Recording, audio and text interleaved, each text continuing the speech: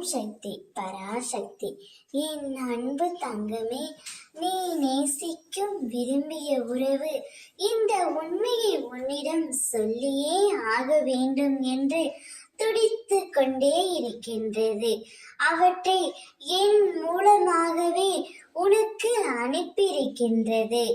அம்மா, இந்த உண்மையை எப்படியாவது நான் நேசிக்கும் உறவிடம் கொண்டு சேருங்கள் அம்மா என்று என்னிடம் கூறி அனுப்பியிருக்கின்றார்.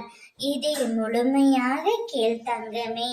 இப்பொழுது நீ உன் துணையை பிரிந்து கஷ்டப்பட்டு கொண்டிருக்கின்றாய். அவர் ஏதாவது ஒரு தவறு புரிந்து விட்டார். அதை உன்னால் மறக்க முடியாமலும் மன்னிக்க முடியாமலும் தவித்து கொண்டு இருக்கின்றாய். அச்சூழ்நிலையில் நீ இப்போது பிரிந்து இருக்கின்றாய் தங்கமே. தவறு செய்வது இயல்புதான். தவறு செய்யாமல் இவ்வுலகத்தில் யாருமே இல்லை. மறப்பதும் மன்னிப்பதும் மனிதன் குணம்தானே.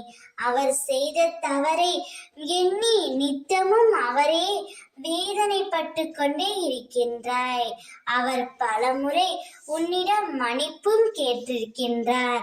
இருந்தாலும் உன்னால் மன்னிக்க முடியவில்லை. அதே சமயம் அவரை மறக்க முடியாமலும் தினமும் இரவில் அவரையே நினைத்து தவித்து கொண்டே இருக்கின்றாய். கவலைப்படாதே தங்கமே.